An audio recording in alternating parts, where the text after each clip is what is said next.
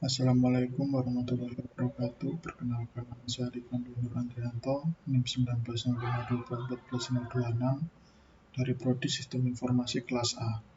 Di sini saya akan menjelaskan mengenai penerapan keamanan sistem pada aplikasi m-banking atau mobile banking. Definisi dari mobile banking. Mobile banking merupakan layanan yang memungkinkan nasabah bank melakukan transaksi perbankan melalui ponsel atau smartphone. Layanan mobile banking dapat digunakan dengan menggunakan menu yang sudah tersedia melalui aplikasi yang dapat diunduh dan diinstal oleh nasabah. Mobile banking menawarkan kemudahan jika dibandingkan dengan SMS banking, karena nasabah tidak perlu mengingat format pesan SMS yang akan dikirimkan ke bank dan juga nomor tujuan SMS banking. Selanjutnya ada aspek keamanan yang perlu diperhatikan. Yang pertama ada authentication. Agar penerima informasi dapat memastikan keaslian pesan tersebut datang dari orang yang diminta informasi. Yang kedua, integrity. Keaslian pesan yang dikirim melalui sebuah jaringan dan dapat dipastikan bahwa informasi yang dikirim tidak dimodifikasi oleh yang berhak dalam perjalanan informasi tersebut. Lalu yang ketiga, non-repudiation. Non-repudiation merupakan hal yang bersangkutan dengan si pengirim. Si pengirim tidak dapat mengelak bahwa dialah yang mengirim informasi tersebut. Yang keempat, ada authority. Informasi yang berada pada sistem jaringan tidak dapat dimodifikasi oleh pihak yang tidak berhak atas akses tersebut. Yang kelima, confidentiality. Confidentiality merupakan usaha untuk menjaga informasi dari orang yang tidak berhak mengakses. Yang keenam, ada privacy. Privacy merupakan lebih mengarah pada data sifat pribadi. Lalu availability, aspek ketersediaan berhubungan dengan ketersediaan informasi ketika dibutuhkan. Yang terakhir ada akses kontrol. Aspek ini berhubungan dengan cara pengaturan akses pada informasi. Selanjutnya ada keamanan pada internet banking atau m-banking ini. Yang pertama ada sistem kriptografi. Sistem ini menggunakan angka-angka yang dikenal dengan kunci atau key. Sistem ini disebut juga dengan sistem sandi.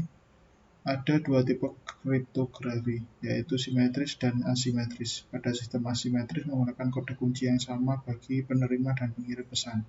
Kelemahan dari kriptografi simetris adalah kunci ini harus dikirim pada pihak penerima dan hal ini memungkinkan seorang untuk mengganggu di tengah jalan. Sistem kriptografi asimetris juga mempunyai kelemahan, yaitu jumlah kecepatan pengiriman data menjadi berkurang karena adanya tambahan kode. Sistem ini biasanya digunakan untuk mengenali nasabah dan melindungi informasi finansial nasabah. Yang kedua ada firewall. Firewall merupakan sistem yang digunakan untuk mencegah pihak-pihak yang tidak diizinkan untuk memasuki daerah yang dilindungi dalam unit pesan kerja perusahaan. Firewall berusaha untuk mencegah pihak-pihak yang mencoba masuk tanpa izin dengan cara melipat gandakan dan mempersulit hambatan-hambatan yang ada. Namun yang ada diingatkan adalah bahwa sistem firewall ini tidak dapat mencegah masuknya virus atau gangguan yang berasal dari dalam perusahaan itu sendiri. Berikut adalah usaha yang dapat dilakukan pihak nasabah untuk meningkatkan keamanan sistem pada bank. Yang pertama ada device registering. Metode ini membatasi akses ke sistem perbankan melalui perangkat yang belum dikenal atau terdaftar pada sistem. Perangkat ini menggunakan scan sidik jari untuk identifikasi penggunanya. Yang kedua ada CAPTCHA, Completely Automated Public Turing Test to Tell Computer and Human Apart. CAPTCHA adalah metode baru yang diadopsi pada beberapa sistem perbankan yang bertujuan untuk menangkal serangan otomatis terhadap sesi atau halaman konfirmasi pada website. Metode ini mengharuskan pengguna yang sah untuk memasukkan informasi yang ditampilkan dalam gambar atau audio secara acak dan sulit bagi pemrogram otomatis atau robot otomatis untuk mengenali dan memproses gambar atau audio tersebut sebagai input konfirmasi. Yang ketiga ada positive identification. Positive identification adalah suatu model di mana nasabah bank diminta untuk memasukkan beberapa informasi rahasia yang hanya diketahui nasabah tersebut dalam rangka untuk mengidentifikasi dirinya. Hal ini diterapkan sebagai metode autentifikasi kedua. Yang keempat ada username dan password. Pengamanan paling umum yang dapat dilakukan oleh nasabah adalah username dan password. Sebelum nasabah dapat mengakses akun miliknya, nasabah harus memasukkan beberapa karakter pengaman akunnya. Username dan password terdiri dari beberapa karakter, tergantung dari pihak bank penyedia layanan. Beberapa bank juga menyediakan persyaratan khusus dalam penentuan jumlah karakter maupun jenis karakter yang digunakan untuk username dan password. Berikut adalah contoh syarat username dan password yang telah ditetapkan oleh Bank BCA dan Dana Bank Syariah Mandiri. Jenis serangan pada e-banking. Yang pertama ada brute force attack, atau dalam bahasa Indonesia disebut juga dengan serangan brute force. Brute force ini adalah sebuah teknik serangan terhadap sebuah sistem keamanan komputer yang menggunakan percobaan terhadap semua kunci password yang memungkinkan, atau istilah gampangnya mungkin menggunakan random password atau password acak. Pendekatan ini pada awalnya merujuk pada sebuah program.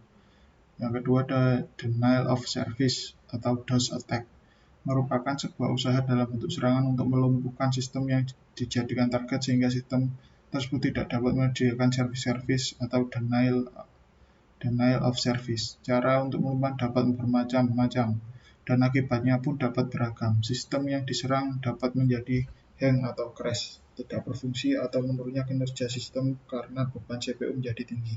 Komputer yang mengandalkan kekuatan pemrosesan komputer dibandingkan kecerdasan manusia.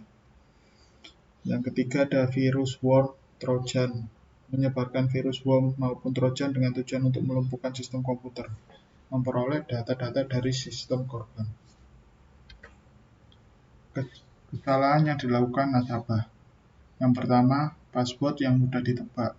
PIN, password, atau kata sandi merupakan langkah pengamanan pertama yang dihadapi oleh nasabah ketika hendak mengakses akun. Seringkali nasabah mengabaikan pentingnya menggunakan kata sandi yang aman.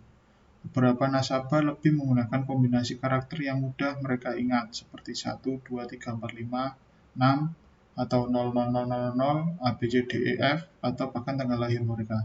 Hal ini dihindari karena penggunaan kata sandi tersebut mudah ditebak orang. Jaringan internet yang tidak aman. Tidak memperhatikan jaringan internet yang digunakan oleh nasabah juga menjadi salah satu kelalaian dari nasabah. Informasi yang kita miliki dapat dengan mudah dicuri oleh orang lain jika kita menggunakan jaringan internet yang tidak aman.